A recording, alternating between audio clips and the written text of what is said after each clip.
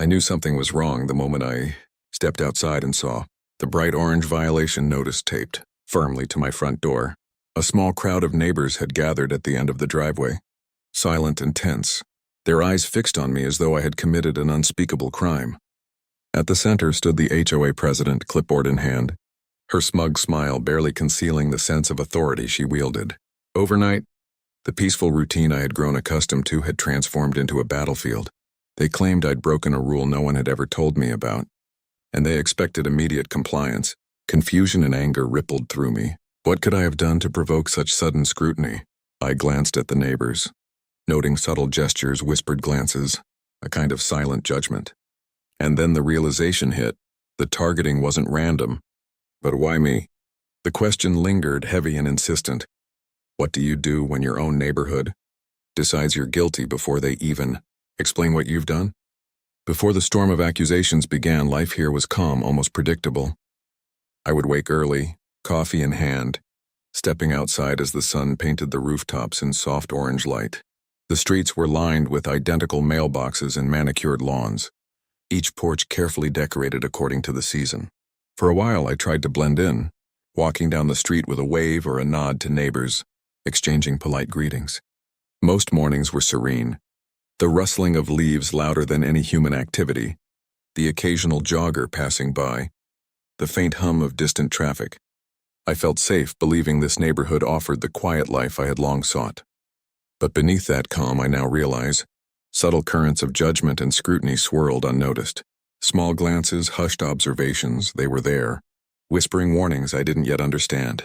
And in that quiet, perfect world, I didn't yet see the shadow of control that hovered over every meticulously maintained lawn. It started with tiny moments I almost dismissed. One afternoon, as I stepped outside for a quick stroll, I noticed the HOA president standing across from my house, clipboard in hand, staring a little too long at my property. Her gaze wasn't casual. It was calculating, precise, as if she were hunting for something to punish. A lawn perfectly mowed, a trash bin exactly where it should be. Nothing escaped her scrutiny. I paused mid-step, coffee mug in hand, feeling a subtle unease creep in. Neighbors passed by, some glancing our way, others pretending not to notice. There was a silent, unspoken energy in the air. What I didn't realize was that these early glances were not mere observation. They were the first sign of a storm that would consume the calm I had so carefully cultivated. And yet I tried to rationalize it, telling myself it was coincidence.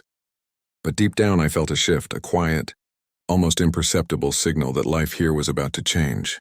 The first warning arrived quietly, yet it carried an unmistakable weight. Tucked neatly under my welcome mat was a crisp, red-bordered HOA violation notice. My fingers trembled slightly as I held it, knuckles white from gripping the paper. The wording was vague. Class B violation, unauthorized exterior activity. I stared at it, utterly confused. My yard was immaculate, my trash bins perfectly aligned, hedges trimmed meticulously. What could I have possibly done wrong? I reread the notice several times, hoping a clerical error might appear. But the message was clear. They expected compliance, and they expected it now. A creeping sense of frustration settled in, mingled with disbelief. This was the first crack in the calm I had taken for granted. The first tangible proof that my quiet life in the neighborhood was about to unravel. The notices escalated rapidly. The next morning brought a Class A infraction. With a $75 fine and a stern warning, further offenses would bring heavier penalties and possible legal action. I walked around my property in disbelief, inspecting everything, trying to locate the invisible line I had crossed. Nothing seemed out of place. And yet the HOA's presence was unmistakable. They were actively monitoring, documenting, even photographing my home. The president appeared across the street, camera in hand, snapping images of my front yard and porch. Neighbors glanced through blinds. Whispers carried across the driveways, their curiosity tinged with a silent approval of this display of control. My frustration turned to anger, tempered by disbelief. Something deeper was at play, beyond rules and regulations. It was personal, and I was trapped in a game I hadn't agreed to. The first warning arrived quietly, yet it carried an unmistakable weight. Tucked neatly under my welcome mat was a crisp, red-bordered HOA violation notice. My fingers trembled slightly as I held it, knuckles white from gripping the paper. The wording was vague. Class B violation, unauthorized exterior activity. I stared at it, utterly confused.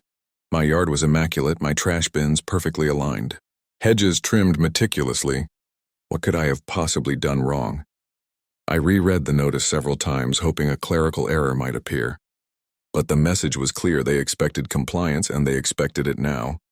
A creeping sense of frustration settled in, mingled with disbelief. This was the first crack in the calm I had taken for granted, the first tangible proof that my quiet life in the neighborhood was about to unravel. Then it was time. I stepped forward and held up a single sheet of paper for all to see. The deed for the 23 acres surrounding our neighborhood, the trails and picnic areas the HOA had long assumed under its control. Gasps filled the room.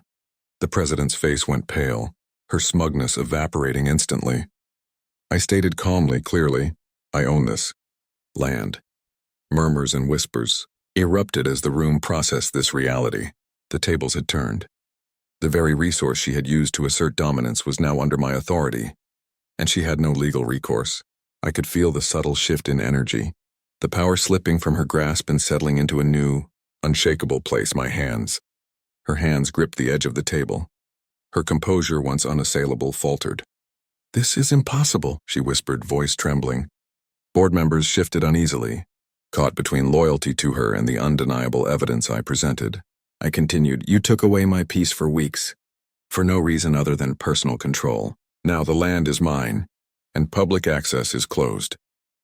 The room was silent, the weight of my words sinking into every corner, every witness. She had miscalculated. She hadn't anticipated a resident who would push back, who would prepare, who would challenge her unchecked authority. The tide had turned irreversibly. In the days following the revelation, the neighborhood began to adjust to a new reality. The trails I had legally acquired were now clearly marked, closed off to the public, a tangible reminder of the shift in power. Walking through the woods, I felt a quiet sense of justice and reclaimed peace. The air seemed lighter, the tension dissipating, yet the silence carried a weight of respect and caution. Neighbors observed from a distance, processing the implications of the change. This land, once assumed to belong to the HOA, now symbolized personal agency and the limits of unchecked authority. The news traveled quickly. Across the neighborhood, windows framed shocked faces, driveways hosted whispered conversations, and a subtle yet unmistakable shift in perception took place. Residents no longer saw the HOA president as untouchable. Her authority had been publicly challenged and dismantled. I walked past, calm, noticing the change in glances and body language. There was a newfound respect, even admiration, for someone who had dared to reclaim control and expose the vulnerabilities of the system. The community slowly realized the importance of questioning unchecked power and valuing fairness over obedience. Months later, life returned to a quieter rhythm. The trails remained closed, the HOA president lost her position, and the board reevaluated policies, implementing fairness and accountability. Standing on a ridge overlooking the neighborhood, the golden light of sunset painting the houses below, I reflected on the events. The wind brushed against my face, carrying a sense of liberation and empowerment. Children played, families gathered, and yet an invisible line had been drawn. Unchecked power could no longer thrive here, and a clear lesson had been etched into the community's consciousness. Looking out over the quiet neighborhood, I felt the weight of the lesson clearly. Power belongs only to those who assume no one will ever challenge them. Change, however, is possible when courage, preparation, and strategy converge. Every unfair fine, every petty rule, every silent judgment had led to this moment. And as I breathed in the calm air, I understood that standing up, taking control, and defending personal rights can shift even the most rigid structures of authority. The neighborhood would remember this day, and I would carry its lesson with me always: resilience, empowerment, and the undeniable truth that no one is untouchable. After the public revelation, the HOA president retreated to her office, pacing frantically. Papers lay scattered across the desk, each one a reminder of the unraveling control she once wielded so easily. Her expression shifted from disbelief to irritation, her hands running through her hair as she tried to make sense of the situation. Board members watched silently, uncertain and anxious, some whispering quietly among themselves. For the first time, the authority she relied on felt fragile. Every rule she had enforced, every fine she had issued, now reflected poorly on her leadership. The calm certainty she once had was gone, replaced by desperation, and the bitter realization that the power she assumed, permanent, could slip away in moments. News of the deed spread like wildfire. Groups of neighbors gathered in driveways, whispering amongst themselves, exchanging speculations and theories. Phones were subtly lifted to capture conversations or take discreet photos. The energy in the neighborhood shifted, curiosity mixed with newfound awareness of the power dynamics at play. Every glance toward the HOA president, now seen through windows with a faintly distressed posture, carried silent judgment. I walked calmly past, noticing how subtle shifts in community perception can ripple into tangible social pressure. The neighborhood that once silently observed now questioned, reflected, and absorbed lessons about fairness, authority, and personal courage. As the days passed, I took time to reflect quietly on the events. Sitting on my porch with a warm cup of coffee and an open notebook, I contemplated the chain of decisions that led to this point. The streets were empty, soft golden light bathing the houses and trees, shadows stretching lazily across the sidewalks. I considered the implications, not just for myself but for the community. How power can be abused, how rules can be manipulated, and how a single determined individual can shift the balance. The quiet reassessment brought clarity, a moment of peace amidst the storm, and an appreciation for the patience and strategy required to reclaim what was rightfully mine. Gradually, life returned to its normal rhythm. Families resumed routines, children played on sidewalks, and neighbors attended to trimmed lawns and small home projects.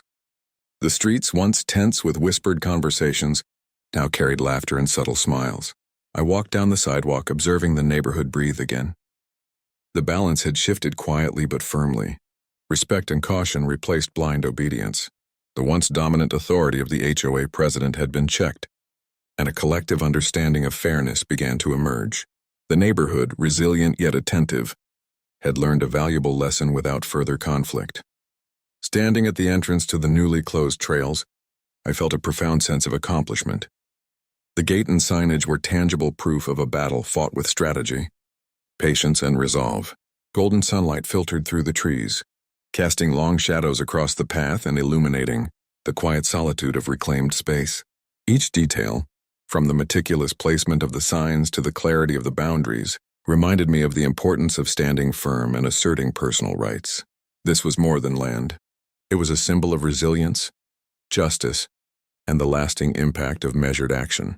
Finally, I looked out across the neighborhood from the ridge, wind brushing my hair and the glow of sunset painting the horizon. A sense of empowerment and calm settled within me. Every challenge, every unfair fine, every petty rule had culminated in this moment of clarity and control. I realized the enduring lesson. Power belongs only to those who are never challenged, until someone stands up. I had done so. The neighborhood would remember this day, and so would I, carrying the lesson of resilience, patience, and strategic courage. True empowerment, I understood, comes not from aggression, but from informed, unwavering action. The neighborhood slowly adapted to the new reality. Residents learned to respect boundaries, new rules, and the shift in authority. Children played freely on sidewalks. Parents observed cautiously but with renewed calm. Some neighbors checked the closed trails, curious but respectful of the clear boundaries. I walked casually among them, observing the subtle change in dynamics. The once dominant HOA president, now a shadow of authority, unsure, quiet, and clearly humbled. The community's social structure had adjusted, learning that fairness and accountability could coexist with harmony. Each day brought a little more acceptance, a little more understanding. Standing on the ridge one final time, I reflected on the journey, the small violations, the escalating fines, the public confrontation, and the ultimate reclamation of peace and control. The sun dipped low, casting a golden glow across the neighborhood and the now private trails. A sense of satisfaction, empowerment, and quiet triumph settled in. I realized that vigilance, patience, and strategic action could overcome unchecked authority. The neighborhood had changed, but so had I, and in that moment, I understood. Power is only as absolute as the people allow it to be, and sometimes one determined individual is enough to restore balance.